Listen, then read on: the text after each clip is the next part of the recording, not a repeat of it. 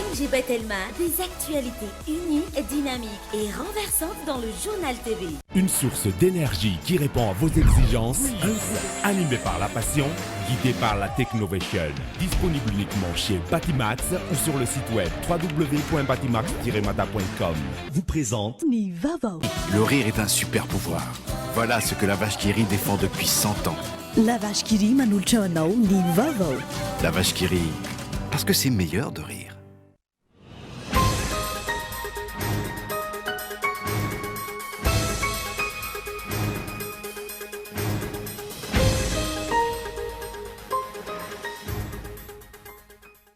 Vola mitentina zato tapitrisa dolara eo ny vola ilain'ny Madagasikara amin'ny fampiroboroboana ny fampiasana etanol. Hoy ny filohan'ny Republikan'ny Rajoelina nandritra ny lateny androany tamin'ny COP26 na ny fivorian'ny firenena mikambana faha 20 mikasika ny toetrandro.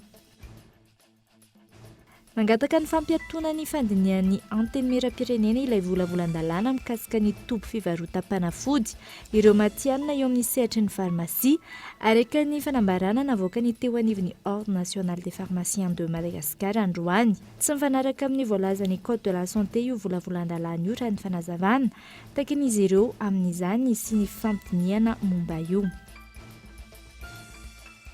Folo volana teoriana, tsy misy toy ny raharaha famonoana olona nataona zandary tao Tsoamandidy ho ireo teraky androy nanao fitarainana.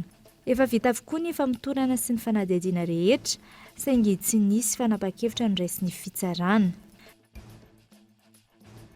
Teratany malagasy miisa 20 izay saika ny azo antsokosoko tany amin'ny nosy Mayotte no tratehaka ny daty ny 24 volana oktobra teo.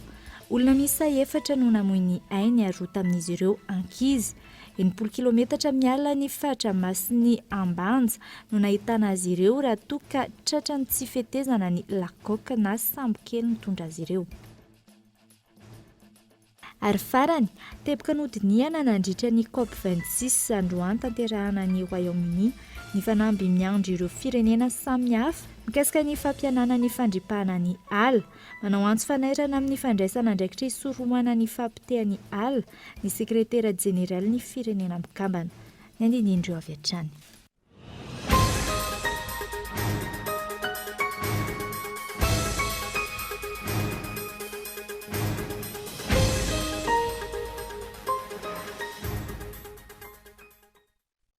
Magnatry ny mbola tsara tompolasy tompovavy amin'ity fotoana ny fampalalam-baovao ity eto am-piandohana dia asako ampanajana anao agnaraka ny fotoana ny fampalalam-baovao hatramin'ny farany. Noentsika anomboana ity vaovao ho an'ity androny androany ity vola mitentina zato tapitrisa dolara eo no vola ilain'ny Madagasikara amin'ny fampiroboroboana ny fampiasana etanol ho ny filohan'ny Repoblika ny Madagasikara Rajoelina Andry nandritra ny lahateny izay nataony tamin'ny COP26 na ny fivorian'ireo firenena mikambana fa 20 mikasika ny toetrandro.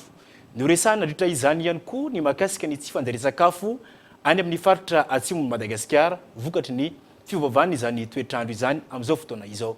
Nela raha Nefson mitorantsika ny antsiplian'izay.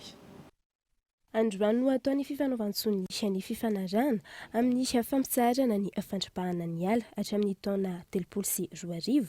Firenena miisa 100 eo no hanao izany fifanaovantsony izany mandritra ny COP26 na ny fivorian'ny firenena mikambana fa 20 mikasika ny tontolo iainana. Tombanana ho 100 tapitrisa dolara eo no vola ilain'ny Madagasikara amin'ny fampiroboroboana ny fampiasana ny etanol izay hositra ny tokantrano manodidina ny 5 tapitrisa hoy ny filohan'ny Repoblika hatrany. Raha ny fanazavana, manodidina ny 5.4 tonna isan-taona eo no arina fandrehatra ilain'ny Malagasy ao anatin'ny taona iray. Hatreto mbola 700 ny mponina Malagasy no mampiasa ny arina fandrehatra. Isan-taona, velarana ala mirefy 3.8 tapitrisa hektara no manjavona eto Afrika.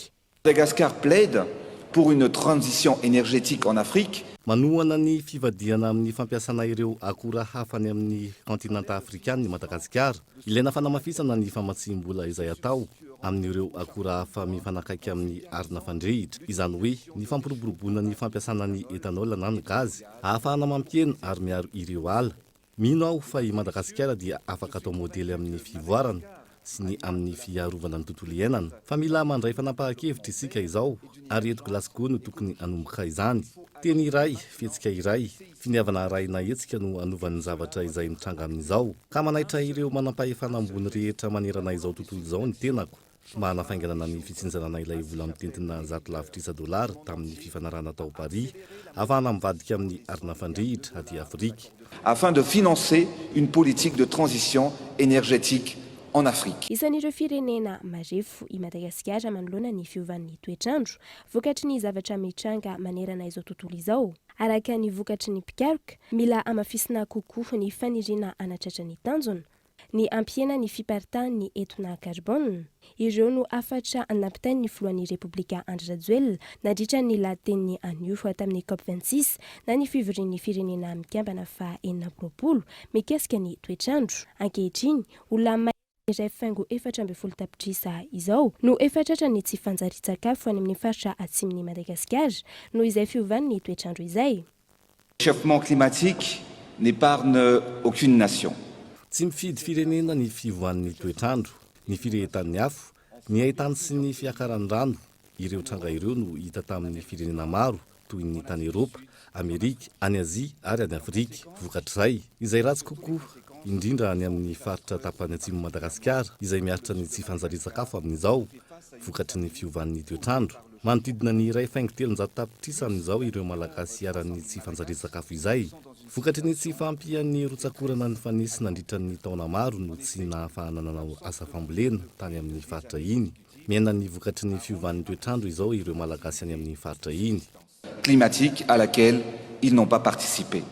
Manomboka omaly voalohan'ny volana novambra hatramin'ny 12 novambra izao any Glasgow ny COP26 na ny fivorian'ny firenena mikambana fa 40 mikasika ny fiovan'ny toetrandro.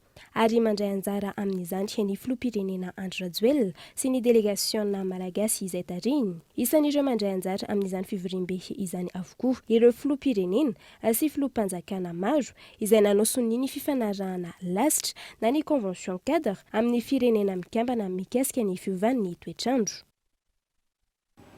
Mangataka ny fampiatona ny fandinian'ny antenimieram-pirenena ilay volavolan-dalàna mikasika ny tobo fivarotam-panafody ireo matianina eo amin'ny sehatry ny pharmacie araka ny fanambarana navoaka teo anivon'ny Ordre national des pharmaciens de Madagascar tamin'ity androany ity tsy mifanaraka amin'ny voalazan'ny lalàna mikasika ny fitsaboana na ny code de la santé io voalazan'ny volavolan-dalàna io raha ny fanazavana. Takin'izy ireo ihany koa manoloana izany ny isian'ny fampidinihana makasika ity volavolan-dalàna ity. Miantarandriana io. Tseken'ireo matiany eo amin'ny sehatry ny farmasia ny fandiniany antenimieram-pirenena ny volavolan-dalàna aotraotra 324 mikasika ny tobo fivarotam-panafody. Androany namoaka fanambarana manohitra izany teo anivon'ny olavitry ny farmasianina. Zany mila mazava inona moa zany tena politika tena tiana irisona ho an'ny fahasalamam-bahoaka. Zay dia mihevitra fa ary ny lalàna koa metraka zay farmasianina ny matianina zany amin'ny resaka fanafody. Ny dépôt de médicament tsy mandà zahay amin'ny toerana zay tsisy farmasia mbola misy. Fa ity lalàna ity dia mitady hoe na misy pharmacie na tsy misy pharmacie dia aza kitihana ny dépôt de médicament. Zay zavatra zay zany no tena tseken'ny farmasianina ary tsy mifanaraka mihitsy zany amin'le zay le mahatonga anay nyteny teo hoe misy fifandrohizana ne le article rehetrarehetra amin'ny code de la santé fa zavatra ray fotsiny ohatrany hoe kasaina ovana maimaiky ao anatin'izy ity hoe aza kitihana fotsiny le dépôt de médicament na fataovy zay ataonareo ankoatran'izay zay zany le zavatra. Raha ny tena izy, raha ny tena marina, raha tena atao entitra marina ny fampiarana lalàna, tsy fikisahana ingeny tokony nisy teo fa fanafoanana. Fa ny farmasianina tsy mijery averiko indray tsy mijery ny tenany manokana izy fa mijery zavatra ny fiarahamonina. Zay mahatonga an'le hoe mikisaka satria antom-piveloman'le olona io. Zay zany raha ny tena izy satria tonga eo ny olona mafy azy. Tonga eo ny olona manana an'le fanafody rehetra ilaina. Inona tsony ary no ilatsika ataoko anaty farantsosina an'le dépositaire. Tsy nanao an'izany ny olavitry ny farmasianina fa hoe lafiny fiarahamonina samysahirantsika ny fitadiavana kisaka fotsiny zay aloha voalohany indrindra dia le faharoa moa aloha ny teny hoe ilaina le dépositaire satria mora ny fanafody sinisisa sinisisa iny aloha resaka mbola mila jerena tsara mora izy rehefa mandeha antsinjara ny mandeha vonivoniny zany tsy ohatran'izany fitsaboana olona fa miverina amin'ny vidiny tena marina izy rehefa hoe tena mandeha amin'ilay plaquette zay araka nanoratany dokotera azy hitsaboana olona zay ny tena izy aminy fa eo zany tsika no verina hoe le fametrahana n'le asa fitsinjarana fanafody amin'ny toerana tokony izy manara-penitra araka le teny ampiasaintsika amin'izao fotoana izao no zavatra tediavin'ny farmasiana izay ihany ho an'ny tombotsoan'ny fahasalamam-bahoaka. Tsy mitovy amin'ny mivarotra amin'ny tsena tsotra ny mivarotra fanafody ary ilana fanarahana fenitra izany.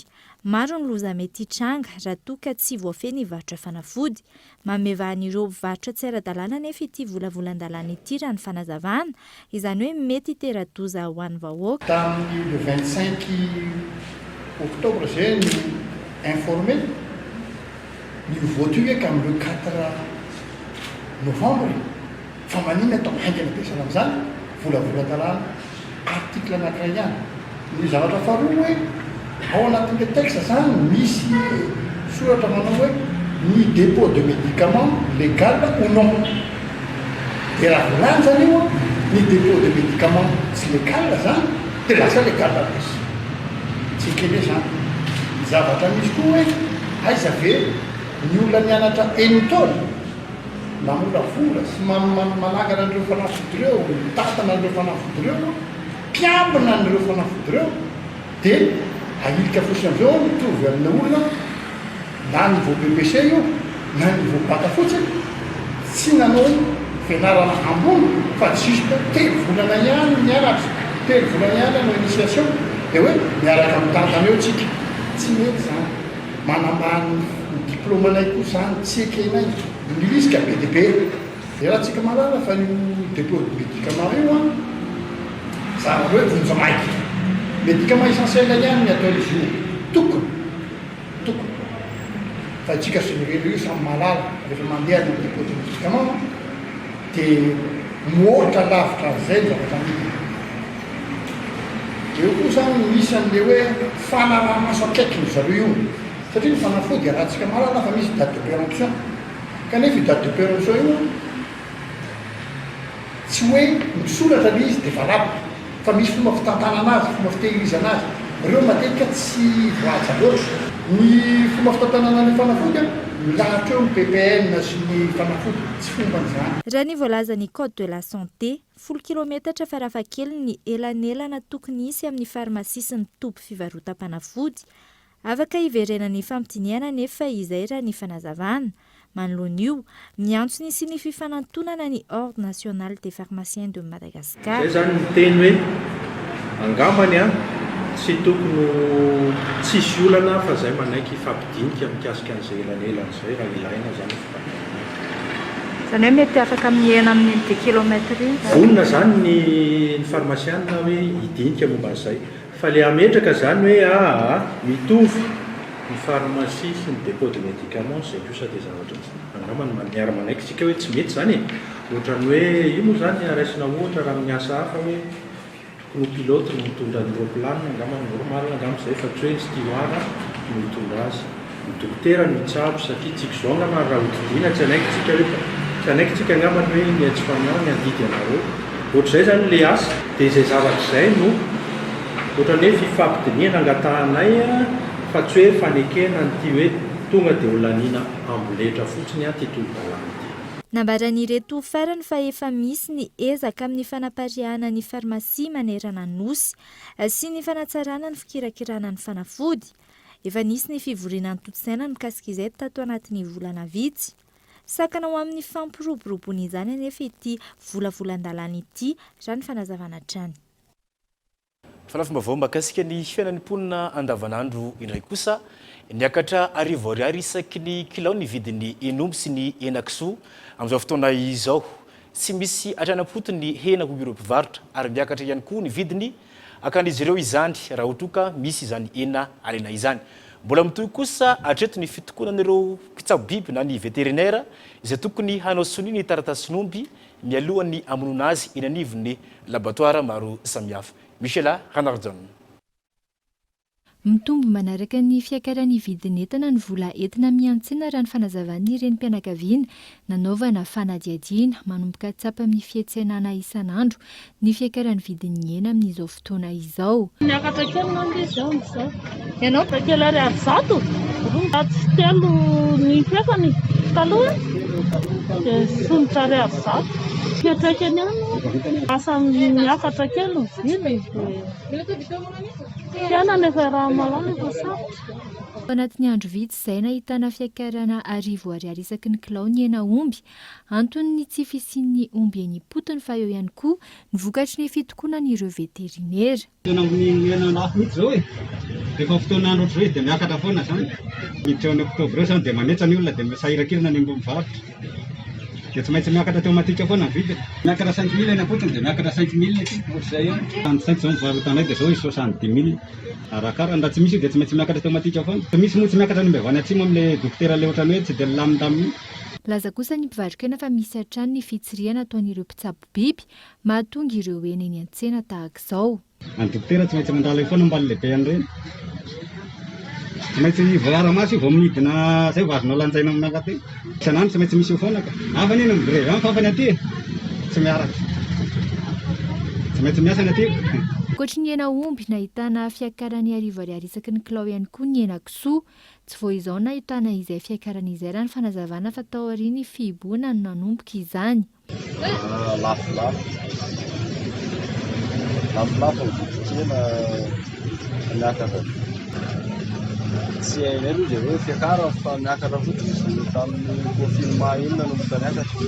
Tamin'izany mbola 65 amin'izao 70 amarotanay. Indraindray crise izy amin'izao mihena mividy satria lafo ilay izy. Raha ny fanadihadiana natao mitokana amin'izao fotoan'izao ireo mpivarokena ny ambositra vokatr'izay tsy fisian'ny omby mivoaka izay. Raha ny fanazavan'ny filohan'ny sendika ny vétérinaire izay antso tamin'ny antso Antarby, hatreto mbola mitony fitokonan'izy ireo tsy mbola misy ny fanaovan'izy ireo ny soni ny taratasin'omby hatramin'ny androany. Raha mpisino anao valandresaka ho an'ny mpanao gazety izy ireo.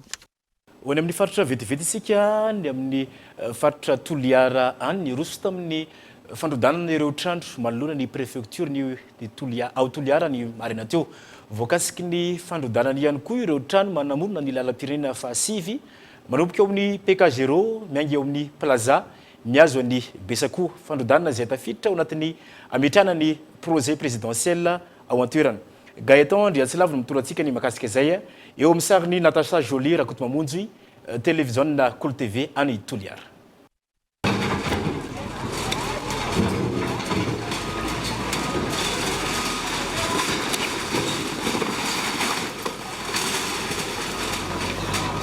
Antony roa lehibe no nandrodanana ireto trano eto Toliara izay nirosoana nanomboka ny maraina teo ireto. Ny fametrahana ny birao manara-penitra ho an'ny préfecture sy ny fanatarana ny lalam-pirenena fahasivy. Efa nisy ny fampilazana mialoha natao tamin'ireo trano rehetra voakasiky ny fandrodanana ary efa nomena ny fanonerana. Ankoatra ireo fanorenana natao aorian'ny taona 720 izay tsy tafiditra anatin'ny mahazo indemnisation raha ny fanazavana. Voakitika daholo hatrany amin'ny plaza juskany amin'ny Besako 1 km 400 fa misy mbola tsy nahazo indemnisation tamin'ny 2017 dia hita fa jamais ireny fa ny ankoatran'izay efa nahazo vola tamin'ny fanjakana tamin'ny 2017 ka ny fanorenana taorian'ny 2017 dia tsy ahazoana indemnisation ary tsy ara-dalàna intsony na dia misy zany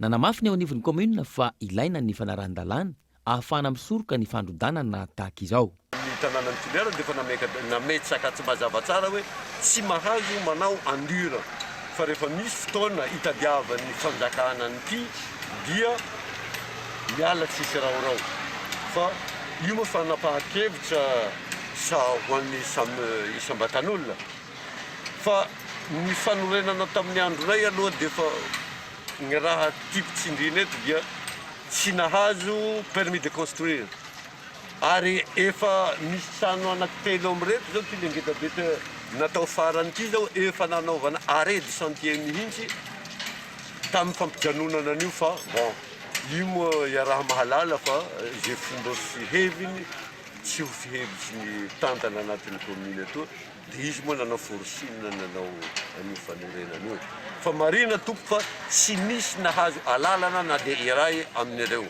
Mbola mahazo vana ny fanarahan-dalàna ao an-tampon-tanàna ny Toliara raha ny fanazavana. Mesaka tsikelikely hampafantatra ny lalàna, hitaizan'ny olona mialohan'ny fampiarana azy no atandony. Ilaina araka izany ny fanomezan-tanana ho hiatrany ny ben'ny tanàna ao an-toerana. Isan'ireo komina ny sitraky ny fanamorana sy ny fisitrahana sy fanoratana tany ihany koa ny tao amin'ny komina Masindray distrikany Avaradrano volona manodidina ny 200 no ahazo titre hatramin'ny faran'ny taona izay tafiditra amin'ny fanatratrarana ny tanjon'ny ministerany fanajariana ny tany sy ny fananantany. Onasany. Ho fanatratrarana ny tanjon'ny ministerany fanajariana ny tany sy ny fananantany, ny fanatonana ny vahoaka sy fizarana titre misy 5,4 alina hatramin'ny faran'ity taona ity. Natomboka tamin'ny fomba ofisialy ny tetikasa ODOC na ny opération domaniale concentrée teto Mangabe Firaisana, commune Masindray, district Avaradrano.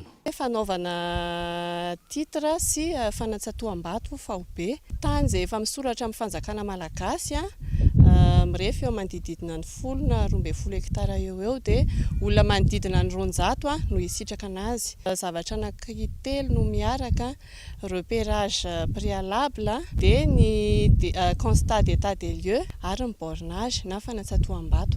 Zay zany no avantage na tombotsoa azo avy amin'ny alalan'ilay ODOC. Dia mahazo tombony eo miresaka vidina tany-panjakana ihany koa, vidina mirary. Dia nisy koa fanajariana natao zany dia efa mipetrapetraka ny drafitra ara-panajariana dia reny olona reny zany no hisitraka ilay fanaovana bornage faobe. Tsaro marihana fa ny ministera fanajariana ny tany sy ny fananantany amin'izao fotoana izao dia manana tetikasa izara titre eo amin'ny 5,4 alina eo amin'ity taona 1,24 ity. Manaja ny drafim-panajariana ny tetikasa sy ny fotodrafitrasa izay ho ahorina amin'ity toerana ity hoy ny teknisianina. En milieu urbain moa tsika izao dia misy refy ara-panajariana rahana zany ka manodidina eo amin'ny 500 metatra toradroa ny farany keliny mahatratra amin'ny 1000 metatra toradroa eo zany amin'ny ankapobeny ireo tany zay orofisina. Tafiditra anatin'ny politika mpanjakana amin'ny resaka toeram-ponenana zany no ny antony voalohany ametrahana an'izy ity. Nisy tany tokoa teto tamin'ny mpanjakana nalalaka dia natokana aloha ny sohim-bonina zany hoe toerana ametrahana ny lycée izay tazana ty ambany ity dia natokana ny toerana ametrahana Sinibendrano izay fao ambony eo dia ny toerana arovana zany hoe misy fasan'olona maromaro. Tao anatin'izay koa ireo olona ireo nanday anjara tamin'ny fampandrosoana ny commune mba vita terrassement le toerana rehetrarehetra zany hoe manorina zany sisa raha vao vitan'ny reto mpiara-miasa reto ny titre faobe dia manatona ny commune amin'ny fangatana ny permis de construire dia afaka manomboka ny fanorenana. Eo ambany fehiny ministerany fanajariana ny tany sy ny fananantany ny ODOC ary vina ny anaparitaka ity tetikasa ity amin'ireo commune 12 ao amin'ny district Avaradrano ahafahany mponina misitraka titre. Ipody any amin'ny faritry vetivetsika any amin'ny faritry Antsiragnan'igny tafiditra anatin'ny toerana andalam-panafoana ny valinaretana tazomoka ankehitriny ny ao Antsiragna voalohany. Ny taha ambany ho an'ireo olona voamarina fa voan'ny tazomoka no isan'ny mahatonga izay taha ambany izay ary efa andalam-panafoana ny tazomoka amin'izao fotoana izao. Isan'ny ezaka lehibe amin'ny lafiny ara-pahasalamana ny entina anafoana tanteraka ny valinaretana tazomoka eto Madagasikara araka ny fanamby apetraky ny ministera sy ireo mpiara-miombonantoka. Mbola tsy foana ary mijanona ho olana ara-pahasalamana goavana eto Madagasikara ny tazomoka izay voasokajy ho areti-mandoza mety hitarika hatramin'ny fahafatesana ary mampidi-doza indrindra ho an'ny zaza sy ny vehivavy bevoka. Misy fiantraikany ratsy eo amin'ny fampandrosoana ara-tsosialy sy ara-toe-karena ho an'ny fianakaviana sy ny firenena iray manontolo ny aretina tazomoka. Ho an'ny faritra Diana manokana efa manomboka lefy ny valanaretana tazomoka indrindra fa ho an'ny faritra Antsiranana voalohany ankehitriny noho ny ezaka maro lafy. Ny mahasambihafa ny district anay Degoin zany amin'ny Degoin 2 amin'ny resaka tazomoka izay eto amin'ny Digoin zany efa nisokajiana ao agnatin'ny toerana raiky andalam-pahafoagnana zany anafoagnana ny tazomoka satria ino no mahatonga an'izay satria latsaka ambanin'ny indramina amin'ny teny vahiny hoe 1 cas pour 1000 habitants inférieur à 1 cas pour 1000 habitants zany ny trangana tazomoka fisehoan'ny tazomoka eto aminay Digoin zany ka zay zany no misokajinanay agnatin'izay andalam-pagnafoagnana an'izay tazomoka zay zany eto. Tafiditra amin'ny hetsika nasionala ataon'ny PLMP manomboka ny volana aogositra 2020 lasa teo ny hizarana ilay misy domoka 440 tapitrisa ho an'ny ankohonana amin'ny distrika araiky am'zato eto Madagasikara. Fantatra fa i États-Unis no firenena mitondra fanampina lehibe indrindra ho an'ny setry ny fahasalamana eto Madagasikara. Ny tentina 270 tapitrisa dolara tamin'ny taona 2020 hamatsiana ireo asa ara-pahasalamana tantanan'ny USAID. Misy ny tetikady amin'ny fizarana laira ny fanazavana. Ny politika stratégie nationale amin'izay fotoana izay dia hoe ny any amin'ny centre d'élimination aloha ny any amin'ny centre de contrôle dia omena lay satria mbola be tazomoka dia mila rovana. Fa ny aty efa ataoko hoe efa andalam-panafoanana tazomoka efa ataoko hoe tsy mila rovana zany satria efa tsy mila rovana amin'ny alalan'ny moka fa misy fomba hafa indray hoentina miaro amin'ny tazomoka dia anisan'izany zao investigation autour d'un cas zao fa plutôt zany priorisena any amin'zareo aloha any amin'ny mbola lehibe tazomoka ny moka fa ny aty efa hoe efa tsisy moka mamindra tazomoka efa tsy mandehandeha eto amin'ny tanàna intsony zany ny lay tazomoka dia efa tsy dia ilaina intsony ny fampiasana lay misy domoka.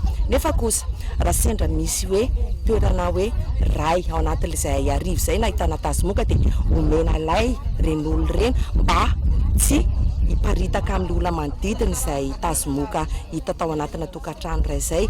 Azo atao ny miroso sy miady amin'ny tazomoka ohatra amin'izany ny fanadiovana ny manodidina entina hiadiana amin'ny moka mpamindra tazo fa eo ihany koa ny fatoriana ao anatin'ilay misy domoka maharitra isan-kalina sy ny maro tsy voatanisa. Idana amin'ny faritra izay atrantsika fa ho any amin'ny faritra matsatra ambony iny antonany maro no nisedra olana ara-pitantanana ny orinasa lazany Betsileo ao Fianaratsoa ao ankehitriny nampiakapia ihany koa ireo tantsapa mbola voaloboka izay tsy mbola naharay ny vidim-bokatra hatramin'ity androany ity izay efa naharitra amam-bolana maromaro. Fanadiadiana. Efa mananika ny efataona izay no nisedra olana teo amin'ny lafiny ara-pitantanana ny orinasa lazany Betsileo ao Fianaratsoa ao.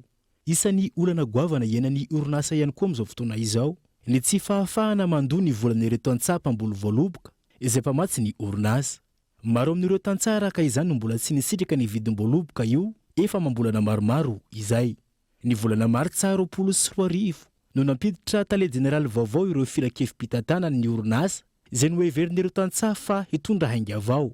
Ny fanohitra amin'izany ny zava-misy ankehitriny raha nambaran'ireo tantsara mpamokatra. Takian'izy ireo ihany koa ny handoavana ny vidim-boaloboka azy ireo. Tsy sitrapoko zany sy raha tamin'ny vadiko dia agnaivina manam-bola pegny dia izao nataony avalony anay hoe olo fa maty hoe dia andraisanareo vola tsy mahazo aminazy agnaiva izao nataony olo fa maty hoe dia andraisanay vola dia niklongako malahelo mahitsy malahelo mandray ny anaovany niklongako itezay ony mandray an'izay da malahelo ny foko zany da izay zany mba hitarainako aminareo agnay manao ny fabolena navelany dadanay ny vadiko io fa tsy dadanay fa ny dadanay roa lalanay anazy na mizaly mahitsy agnay la raha misy ny mizaly fitapitakapo ro atao anay nahoana agnay fitapitahana takan'io nefa raha nandroso no lazany Betsileo nefa izao agnay mizaly amin'izao fotoana. Ankoatra io voalaza ao anatin'ny satamefehin'ny orinasa fa ny tantsany io tompon'ny orinasa noho izy ireo fototra iray lehibe mampiodina ny orinasa ary voalaza mazava ihany koa fa ny tantsara irery ihany no afaka manova ny sata izay atao amin'ny alalan'ny fivoriam-be. Nanao fanitsina io sata io tsy anteny mihera ny mpitantana ankehitriny izay tsy eken'ireo tantsara. Io stade io tsy ekena actionnaire misy ny agnovana io na hoaiza le segnay ro magnova azy le misy ny sady anay vanay fa sa olo tokana ro agnovana io fahatelo magnaraka an'izay sa fatasainao vita volagna iny io ady io nao vita volagna iny na raha hisy taratasy ataonay na raha hisy taratasy ataonay fa dia ataonay zao resaka zao fa ny kavinay eto Karamborto dia tazomina hetra amin'ny farany sy ampiasainy DGL. Tantara mitoy araka izany ny disadisa misy eo amin'ny orinasa mpamokatra divay ao Fianarantsoa sy ireo tantsapam-boly manoloana ny olana goavana satria ny orinasa amin'izao fotoana izao. Tsy nazahoana fanampanazavana ankilany ny tompon'andraikitra manoloana ity raharaha ity. Hoentsika marina ny tapany voalohany eto anivon'ny fampalalam-baovao, folo volana aty aoriana tsy misy tony ny raharaha famonoana olona nataony zandary tao Tsiroromandidy ho niteraky androy. Narao fitarenana efa vita avokoa ny famotorana sy ny fanadihadiana rehetra raha ny fanazavana saingy tsy misy ny fanapahan-kevitra no raisy ny fitsarana sy ireo tompon'andraikitra voakasika izany. Gaëtan Andriatsilavy no mitondratsika ny antsiripiriera inzay. Mbola tsy milamina treto ny fanolanana eo amin'ny vahoaka an'Androy monina sy miasa ao Tsiroromandidy sy ny mpitandro filaminana. Antony zany ny raharaha von'olona tany an-toerana ny volana aogositra lasa teo izay niteraka disadisa teo amin'ny zandary sy ny mpenitranana ao Ambararaty. Teo ihany koa ny tranga kolikoly sy ny von'olona natao ny zandary ao an-toerana. Raha ny fitarainana voaray voatazona ponja ny avan'izy ireo avy an'ny Ankondromena rehefa nivarotra omby misa 470 tao Tsiroromandidy. Notazonina violon nandritra ny 3 andro tsy nisy ankety io olona io. Aorian'izay noterena andoha hatrany amin'ny 530 tapitrisa ariary. Rehefa tsy azo ny vola raha ny fitarainan'izy ireo hatrany no vonoina io olona io. Zana ty amin'ny kolonely nefa nakatakanao nefa lazainy fa tsy misy tafavoaka anao raha sy mena 530 tapitrisa ariary. Ino? Mena 530 tapitrisa ariary. Nagnino moa iaho ho izy? Ino natao? No handao 530 tapitrisa ariary. Fa raha misy zavatra natao koa, aleo aho higaly. Petaka teo rehefa tsy tonga tagny agnatin'ny 3 andro, ny olona handatsy vola 530 tapitrisa, dia namoe bay, lieutenant colonel, lieutenant Sylvain, ary nanome fiara 4x4 anankiray, hitondrana tompolahy, Otifiny any amin'ny Tsôlamangingina 90 km Tsôlamangingina. Efa maro ny dinganana natao manoloana io tranga io sy ny maro hafa ny seho tany aloha. Isan'izany ny tranga famonoana ny volana janoary 2024 lasa teo, saingy tsy nisy valina treto hoy ireto toeraka androy eto Tsiroromandidy ireto. Volana lasa zao mandeha atao ministre. Tsy hitanay nandeha ny fitoriana karena nefa tonga intelo na inefatra ao atao procureur de la République Tsôlamangingina. Fa ahoana procureur aiza ny dossier makasy tsy mandalo fitsarana ngahy manahoana ny dossier reto. Hoy procureur de la République efa voreto daholo ny dossier nareo efa mpilatamiko daholo saingy izaho tsy afa manoatra satria nangataka lettre de poursuite aho avy ny lehibe gendarmerie nefa tsy manome ireo. Fa ahoana ngahy moa tsy manome satria lieutenant colonel na mpiasam-panjakana ambony lalàna sa tsy ambany lalàna. Tsy fantako hoy fa izay ny zavatra misy. Araka ny nambaran'izy ireo hatrany fa tsy voavoalohany no nisy tranga tahaka izao tany amin'ny commune Ambararaty sy teo Tsiroromandidy. Matetika miseho ihany koa ny fisian'ny kolikoly sy ny fanaovana tsindrazolena ao Tsiroromandidy ka anaovan'izy ireo antsoavo amin'ny tompona andraiki-panjakana.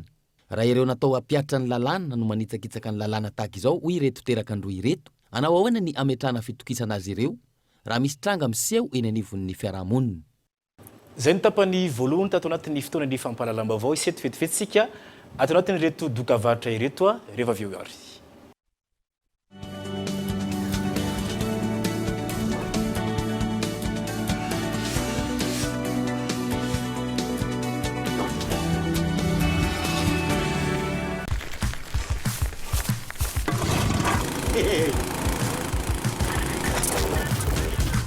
Envie de regarder la télé partout?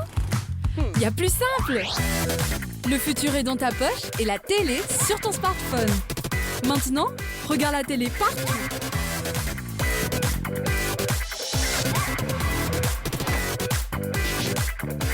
Telma TV, Sapit Ktsuch Malagas.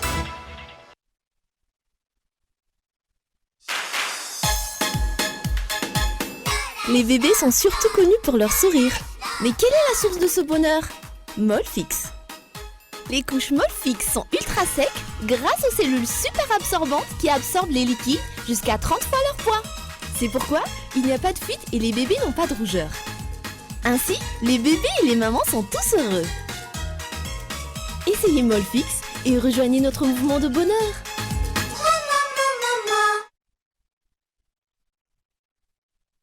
Toerana ialana sasatra ho an'ny fetin'ny krismasy ny farantaona ve ianao? Te hitsidika any Madagasikara amin'ny vidiny mirary? ny ministera fizahantany sy ny ofisy pirenena misahana ny fizahantany dia manome fotoana antsika rehetra ny 1 ary 13 novambra 2024 eny amin'ny zardana Antaninarenina mandritra ny hetsika tsena be ny fizahantany andiany faefatra.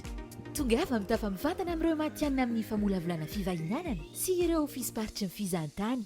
Andao anoana ny fizahantany anatiny, andao izahany Madagasikara, tsy misy vidividirana. Pour ton charme et ta distinction, pour la sécurité et la durabilité que tu offres, je te choisis Tilcor. Retrouvez la tuile en acier traité revêtue de pierres naturelles de Tilcor. Résistant au climat tropical, au vent violent pour une garantie anti-corrosion de 25 ans. Tilcor, un véritable atout esthétique pour votre habitat. Différents colorés disponibles en magasin.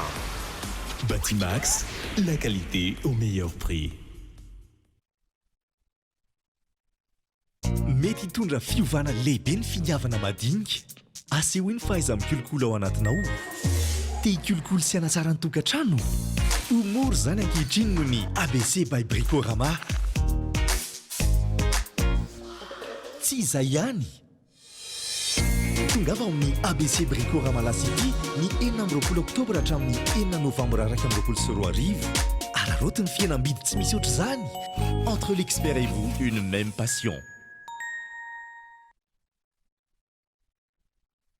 Mienatra amin'ny 10,9% be izao ny tahany izana-bola raha indram-bola atao amin'ny Baobab Bank Madagascar sady maimaimpona ny sarany fikarakarana. Araroty ary ireo tombontsoa maro be ahafahanao manatanteraka sy mampandroso ny vinanao. Voakasika avokoa ny sehatr'asa rehetra, ny fitaterana, ny fahasalamana, ny mpiasa birao, ny fianarana, ny varotra sy ny sehatra maro samihafa. Manatona ary ny maso-ivo Baobab Bank Madagascar fa aingana dia ivoaka ny volanao. Baobab Bank Madagascar. Banque et bien plus. Azafady kely ange tena tsy manofy ianareo ka. Azo atao tsara ny mametraka ny popon-drano sy kabone ary toeram-pidiovana mifanaraka amin'ny toe-batanareo olona manana fahasembanana sy vehivavy, indrindra ireo bevoka ka tsy anjera na iosina anaty loto mankarary. Afaka hiasa sy hianatra ara-dalàna ianareo raha mifanaraka amin'ny filanareo marina ny fotodrafitrasa. Ry namana manana fahasembanana sy ianareo vehivavy, takio ny zonareo hisitraka rano fisotro madio, kabonety mombana ary toeram-pidiovana mifanaraka amin'ny toe-batanareo. Ry manam-pahefana isan-tsokajiny, andraikitrao ny mametraka paikady sy teti-bola ahafahan'ireo olona manana fahasembanana sy ny vehivavy, indrindra ireo bevoka, hisitraka rano fisotro madio, kabonety mombana sy toeram-pidiovana mifanaraka amin'ny toe-batany. Il existe un super pouvoir que nous avons tous. C'est le rire. Le rire nous aide au quotidien. Le rire nous donne la force de combattre l'adversité. On est tous égaux grâce au rire. Le rire nous permet de voir le monde différemment. Alors oui, le rire est un super pouvoir. Voilà ce que la vache qui rit défend depuis 100 ans. La vache qui rit, parce que c'est meilleur de rire. Festival de l'écologie 2021 izay karakarain'ny Cradoi, ny RGDD ary ny Farm ny asabotsy 9 novambra 2024 eo amin'ny Palais de Sport Mahamasina. Ahitanao fampirantiana isan-karazany ary ahafantaranao ireo hetsika samihafa ahafahanao mandray anjara amin'ny fiarovana ny tontolo iainana izay horavahan'ireo mpanakanto maro. Festival de l'écologie ho an'ny zon'olombelona, ho an'ny rariny ara-toetrandro sy ara-tontolo iainana. Tatoerana helana sasatra ho an'ny fetin'ny krismasy mifarantaona ve ianao? Te hitsidika any Madagasikara amin'ny vidiny mirary. Ny ministera fizahantany sy ny ofisy pirenena misahana ny fizahantany dia manome fotoana antsika rehetra ny 12 sy 12 ary 13 novambra 2024 eny amin'ny zardana Antaninarenina mandritra ny hetsika tsena be ny fizahantany andiany faefatra. Tongava mitafamivantana amin'ireo matianina amin'ny famolavolana fivahinanana sy ireo ofisy paritry ny fizahantany. Andao anoana ny fizahantany anatiny, andao izahany Madagasikara, tsy misy vidividirana.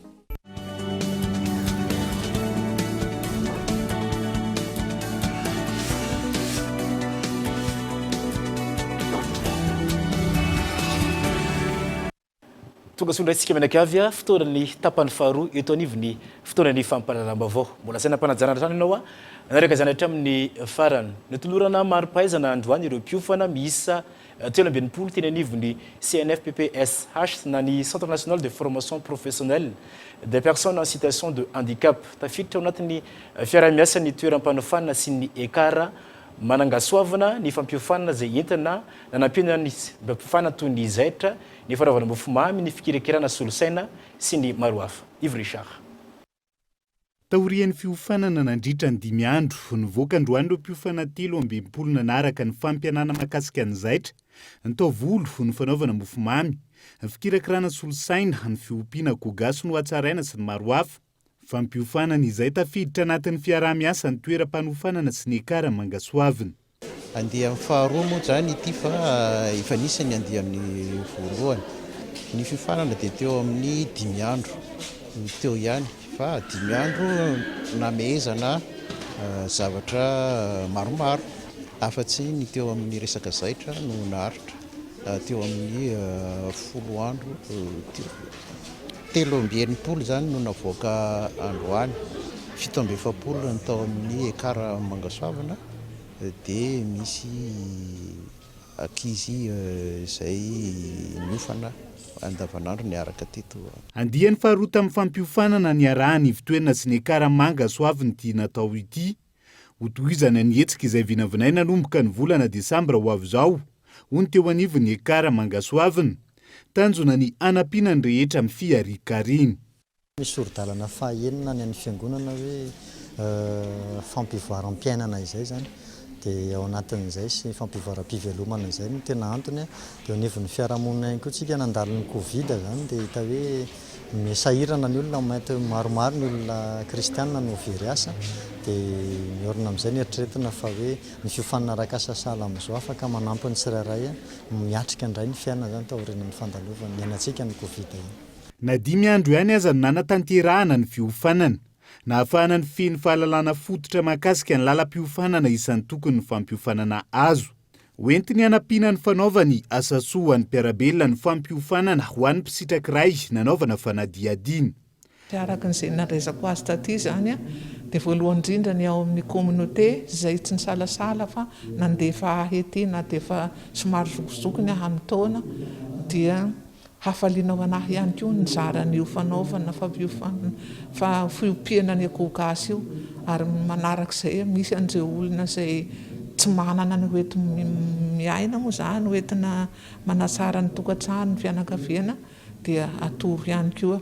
Androany no tontosa teny ampandrinomba ny falorana ny mari-pahaizana ho an'ireo mpisitraka miisa 13.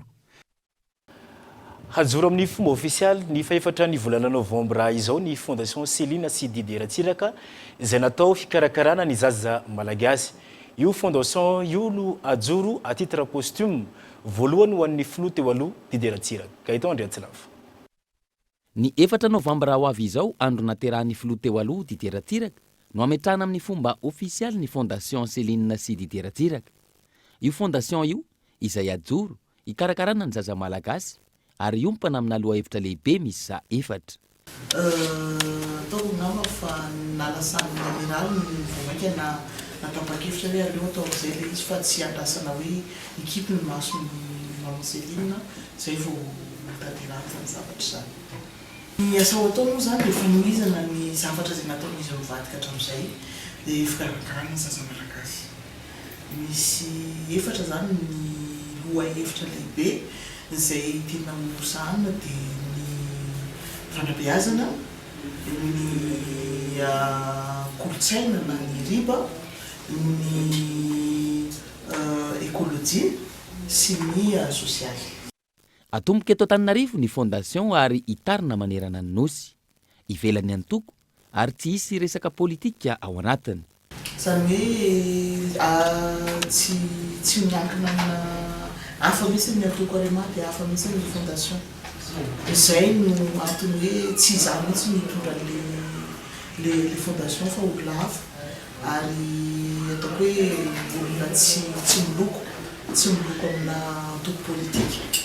satria nianatra koa vola zay foana nanaovana an'izy ity zany nianatra napetraka izy mivady dia hoe atao amin'ny zanaka malagasy rehetra le izy fa tsy natao amin'ny zanaka ny arimana. Atomboka amin'ny fitoam-bavaka lehibe ao amin'ny Saint Michel ny fametrahana io fondation io ny alakamisy izao. Isy aorian'izay ny fanateram-boninkazo eny Mausolée ary ny hariva no atao ny lanonana ofisialy. Efa salama iselenina ratiraka raha ny fanazavana saingy tsy ho afaka hanatrika io lanonana ofisialy io. Tontolo ny fanabeazana indray kosa tsy ampy ireo mpampianatra mampianatra eny anivon'ny EPP Ankazotovy Anosy Mahavelona. Misa 70 ireo mpampianatra amin'ny sekoly ary tsy mahasahana ireo mpianatra misa 5,700 manovo fahalalana ao an-toerana. Efa lasa nosotro ronono avokoa ny ankabeazan'ireo mpampianatra ankilan'izay ny fahanterany fododrafitrasa sy ny faratsian'ny fitaovana. Tsy mahasahana ireo mpianatra miisa 5,700 intsony ireo mpampianatra 12 eto amin'ny EPP Ankazotoa Anosy Mahavelona. Efa saika lasa nisotro ronono avokoa ireo ankamaroany ary tsy mbola misy nandimby azy ireo. Arak'izany, miezaka manenjika sy mitazona kilasy roa ny mpampianatra iray ahafahana manatratra ny fandaraha-potoam-pampianarana. Ny mpianatra sy ny mpampianatra eto aminay zany ny mpianatra dia misy eo amin'ny 5,700 eo. Dia marihana moa zany fa tena nisy fitomboana izay effektifanay izay raha hoharina tamin'ny taona lasa. Ny mpampianatra indray dia mihavitsy satria ny antony misy 4 miaraka amiko zany ny mpampianatra eto. Ny antony efa lasa retirety miretirety zany ny mpampianatra. Izay mahakasika ny mpampianatra. Dia raha atao zany ny kajikajy mila mpampianatra amin'ny anankitelo eo zany zahay izao tokony hanampy anay. Ny fampandehanan-draharaha aloha zany dia zana trano zany no hoe ho fehezindreo mpampianatra 12 ireo izay mpianatra 700 zay zany hoe efa misy zany efa sureffectif zany le izy aloha zany zao raha atao le kajikajitsika arak'izay hoe efa sureffectif zay dia misy ihany indro kely ao anatiny ao fa amin'ny ankapobeny dia araka ihany satria efa misy fandaminana ao anatin'izay. Ny taona 7,700 ity sekoly ity no aniorina ary ny taona 7,700 tanoano vao nanomboka ny anarana. Efa tokony andalo fanamboarana sy fanavoazana tanteraka izany ankehitriny na ny fitaovana na ny fotodrafitrasa araka ny fangatan'ireo ray aman-dren'ny mpianatra. Sekoly lavitra andrina zany ity sekoly ny Ankazotoa Anosy Mahavelona ity satria ao anatin'ny taona maro indray mandeha mba misy mitsidika. Zao mba hanaovana fangatahana ny ministera foibe sy mba tanteraka ny tetezana andanan'ny mpampianatra nefa ny andro dia fotoam-pahavaratra ny ankizy raha hifanosy anatin'ny tetezana io dia be ny mety ao aratra. Izaho moa fa mahasolotena mandeha mba manetana ny tsirairay zany mba andainy andraiky ny zavatra zay tokony fahamesan'ny taliana zay atao entina ampahafona ny sekoly. Omaly, nisy ny hetsika fanadiovana ny arana tamin'ireo mpianatra sy ny mpanabe ary ny avy eny anivon'ny komina Antananarivo renivohitra teto amin'ny EPP Ankazotoa Anosy Mahavelona. Ankazotoa izay mbola atafitra ao anatin'ny boribory tany fahefatra Antananarivo renivohitra. Lafo ny fanabeazana izay hatrany no hatsaraina ary notokana tamin'ny fomba ofisialy ny efitrano fianarana ho an'ny EPP Ambohimangakely tanàna fanatsarana fododrafitrasa natao tamin'ny alalan'ny 3P na ny partenariat public privé. Na izany aza mbola maro ny olana angatahana fiara-miasa ho ny talitsekoly.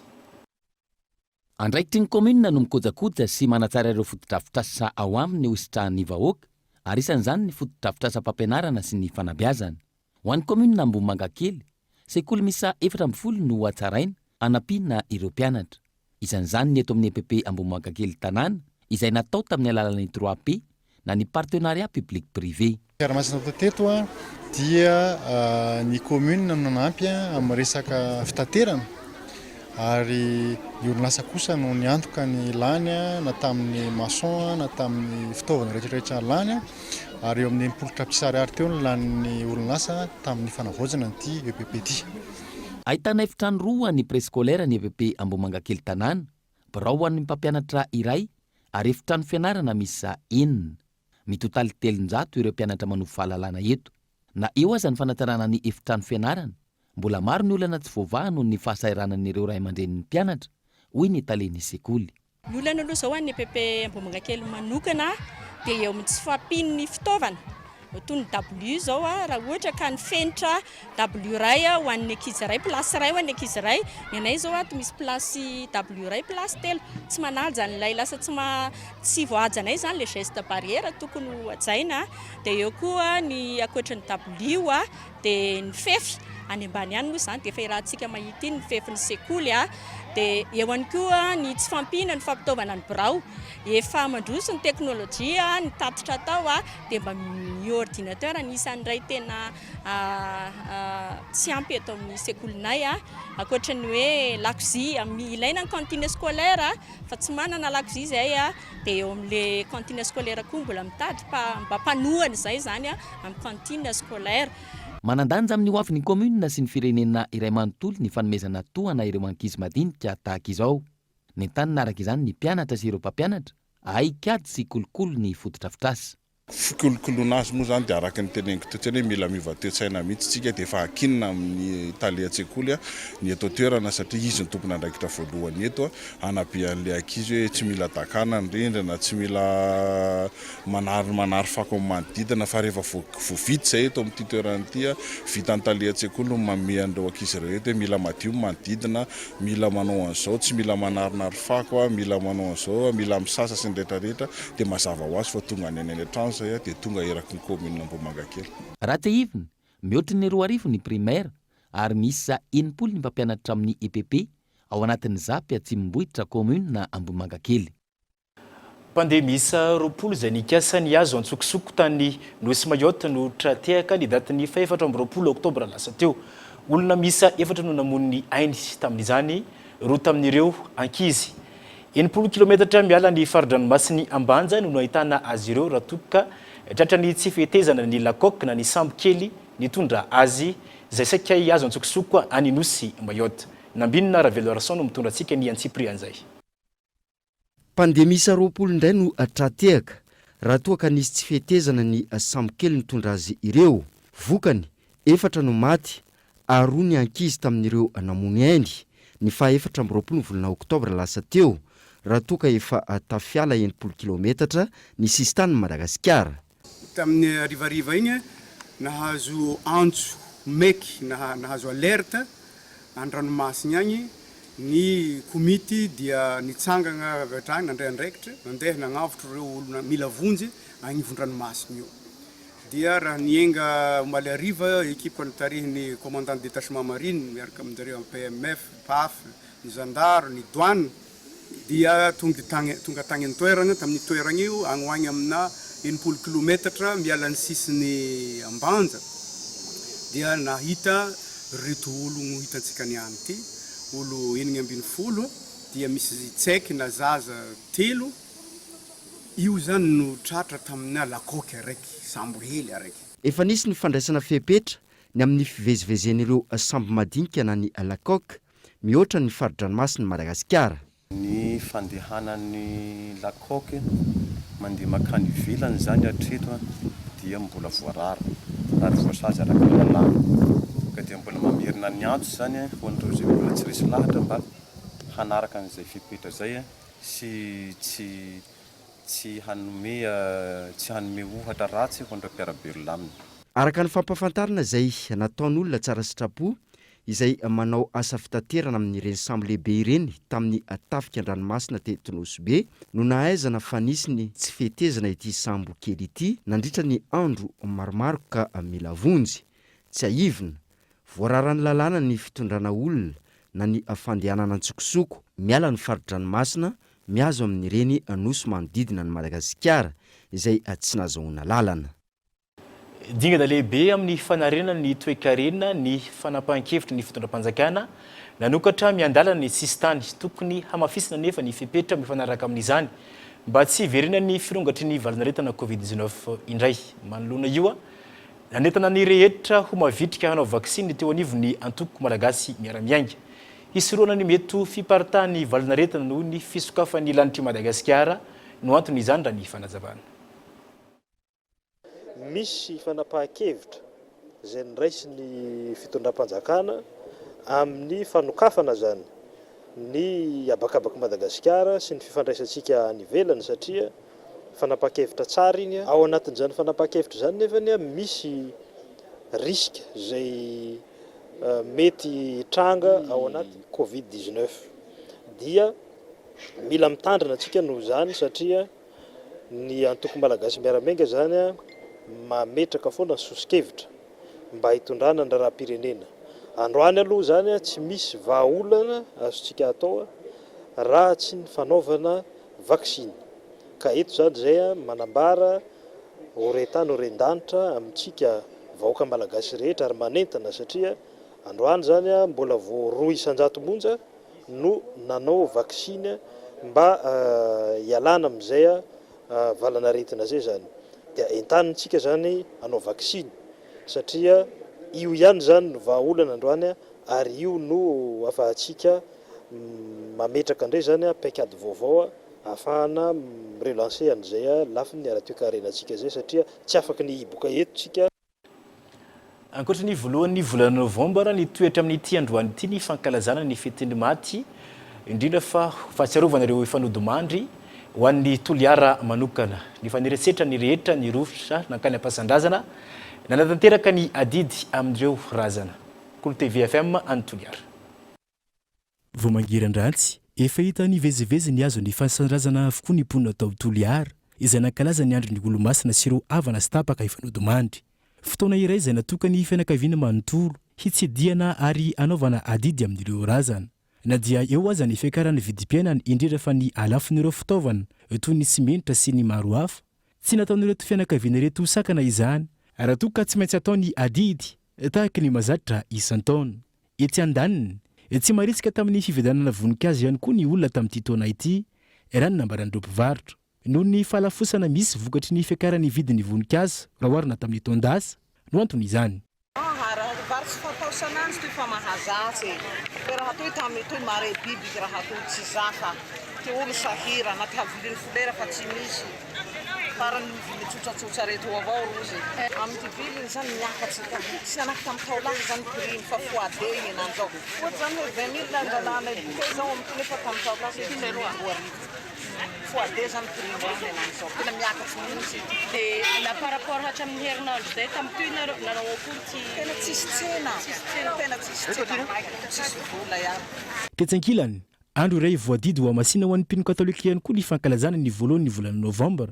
Maro araka izany ireo mpino no namonjy ny fiangonana, ny vavaka sy nanolotra vavaka manokana ho fahatsiarovana ireo efa fanodimandry. Ho an'ny maresaka iraisam-pirenena teboka nodiniana nandritra ny COP26 androany tanterahana ny Glasgow Royaume-Uni ny fanamby miandry ireo firenena samby hafa mahakasika ny fampihenana ny fandripahana ala. Manao antso fanerina amin'ny fandraisana ndraikitra isoroana ny fampotehany ala ny sekretera jeneraly ny firenena mikambana amin'ny alalan'ny fametrahana ny fifanarahana iraisam-pirenena amin'ny fitrandrahana ny ala. Fanadihadiana eo amin'ny sary ny France 24. L'objectif est ambitieux et le financement aussi. Ny votra nandritra ny fivoriana iraisam-pirenena iresana ny fiovan'ny toetrandro na ny COP26 androany tanterahina ny Glasgow Royaume-Uni ny mikasika ny fampihenana ny fandripahana ny ala maneran-tany. Isan'ireo miteraka ary manamafy ny fiovan'ny toetrandro ny fandripahana ny ala antony tsy maintsy hijerena vahaolana raha ny nambaran'ny tompon'andraikitra. Mahery ny 14 euro ny teti-bola avy amin'ny firenena samihafa sy fikambanana tsy miankina ho fampitsaharana ny fandripahana ny ala hatramin'ny taona 2020. Raha mifampitam-baovao anjatin'ireo firenena natateraka ny fifanarahana mandritra ny COP26 mikasika ny fisorohana ny fandripahana ny ala nahatratra 5.3 kilometatra tora-drony ala simba nandritra ny taona 2020 antony ametrahana ity fifanarahana ity. Qui abritent à eux seuls environ 85% des forêts mondiales. Izay ko toko lasy toko vavy mety ko manakatona ny fotoanga ny fampalalama amin'ity ariva ity ankasitrahako ianao tena tokantrano naraka zany hatramin'ny fara metrika ny veloma mandrapitafa samita ho injanahary atsika jiaby.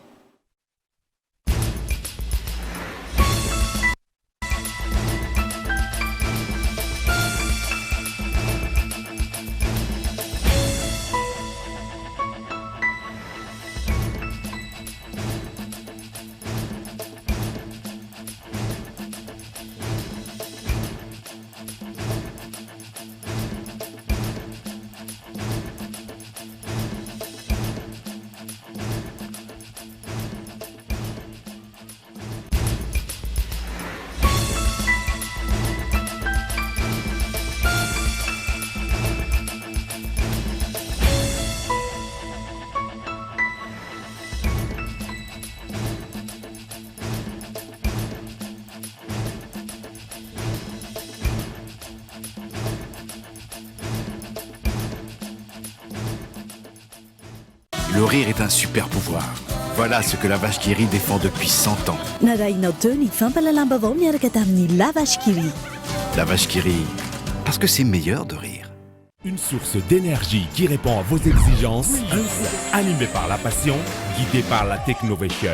Disponible uniquement chez Batimax ou sur le site web www.batimax-mata.com. Vous a présenté Nivavo.